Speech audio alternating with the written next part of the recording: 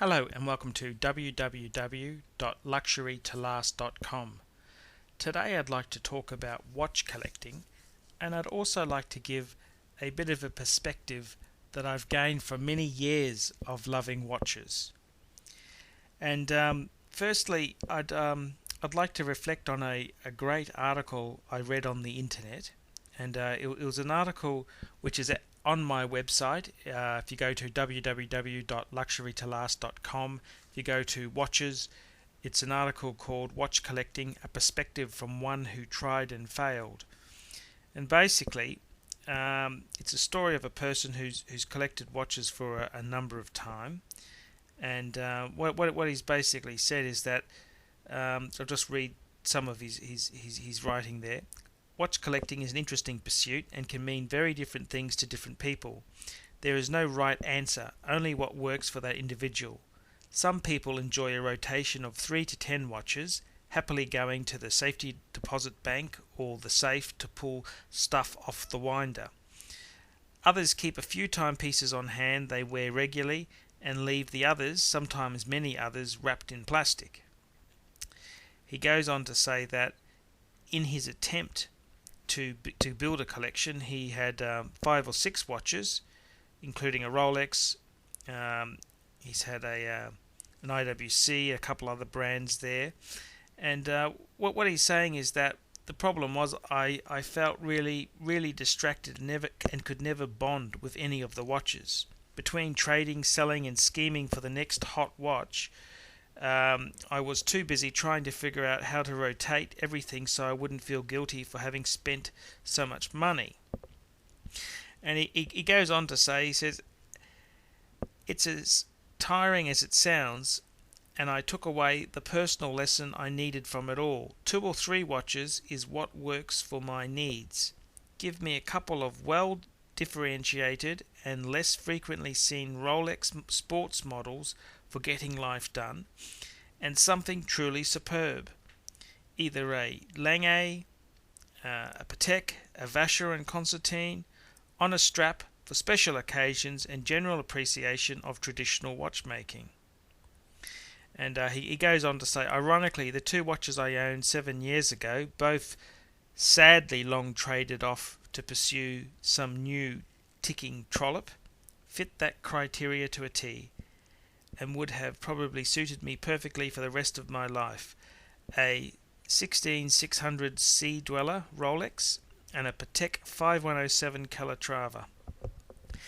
And I think his posting poses a few very interesting things, and the most interesting thing is, and I would have to agree with this completely, is that it is better to have one fantastic piece, one holy grail piece, instead of 5 to 10 mediocre pieces. And I think this is so true with collecting, is that it's so easy to just buy mediocre pieces because they're more affordable, but to actually cash out of pieces and to buy a spectacular piece often gives a lot more satisfaction and enjoyment. I know with my own collection, I sold off a number of pieces to afford the white gold Patek Philippe I've got, the Calatrava 5107. And at the end of the day, yes, it's sad I sold some really nice watches, but the Patek is just mind-numbing. It's just absolutely gorgeous piece to have there. The other piece of advice is that you should, when you are building your collection, you've really got to be careful with the pieces that you do buy. And what I mean by that is that some brands themselves are horrendous for depreciation and horrendous for retaining value. And Tom Bolt, on one of his videos, he made a very interesting comment. He said, Patek and Rolex, stay with those 2 brands and you'll never lose money. And I think the proviso, of course, is you've got to buy those brands on the used market. And if you buy a Patek or a Rolex used from a quality dealer, you really won't lose much money. And if you hold on long for a long enough time, you'll definitely see some appreciation. Now, you're not buying these watches as an investment; you're buying them um, for your own enjoyment, which I think is another important thing to stress. I mean, if you really wanted to make money um, as a long-term investment, you're much better off to put money into shares or a managed fund. But if you want something to give you enjoyment, I think watches are a great thing, and that's excellent advice. Patek and Rolex. I'd tend to advise people to stay away from the fashion brands. Often, a luxury company will introduce watches and they have not much of a history of having watches. They've just added watches because watches are trendy and all of a sudden everyone wants watches. And even companies like Louis Vuitton, who I've got a great respect for their suitcases, their luggage, and their handbags. In my opinion, I don't think their watches are the greatest buy. I'd much rather buy a Rolex to a Louis Vuitton watch.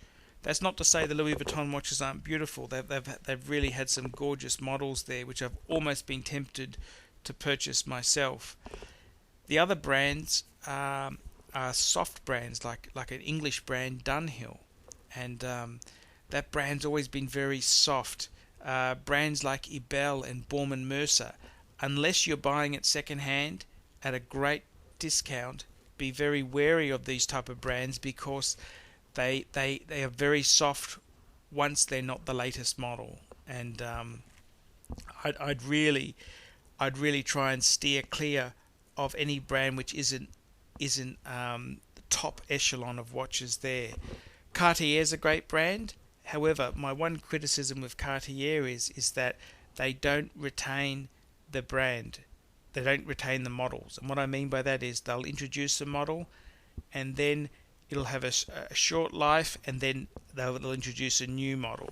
And for example, they've reinvented the Santos, but in many ways I think the original Santos is beautiful. And that must hurt secondary values on the secondary watch market. That must hurt the values. So I'd be very careful with brands like that. If they're introducing new models all the time, that does hurt the older models. Rolex and Patek are probably your two greatest brands there. Vacher and Constantin, Breguet, Lange, they're excellent brands. If you bought any of those pieces from a trusted watch dealer and you bought them on the secondary market, you really wouldn't lose much either. Obviously, Rolex and Patek are two really strong brands, and that's why they retain so much value and certainly hold values. The other advice I'd really have is that it sometimes is worth saving up for a better watch than to buy a mediocre watch. I know that's hard because we all like to have new shiny things on our wrist and we want to have the latest and greatest, but realistically, in your collecting, if you can hold off and buy a better brand, that really is going to make a huge difference there. And I think that's your best advice to follow. The last bit of advice is always try and stay by a model that is iconic for that brand. For example, in the Patek lineup, the Calatravas are excellent. The Ellipse models, they've suffered a bit of depreciation because they've dated a bit. Rolex sports models are very strong, always will be. They're very good pieces there. The Day-Date series, that's the President, they tend to have depreciation a bit more. So buying that on the secondary market, a used example, would be a really wise thing instead of buying a new one. Now, obviously, the big proviso is you'd have to have a trusted watch dealer who you can buy pieces through. But that's a bit of advice for today. And please come to my free information website, www.luxurytolast.com. And at the end of the day, always buy pieces that make you happy. Thanks very much.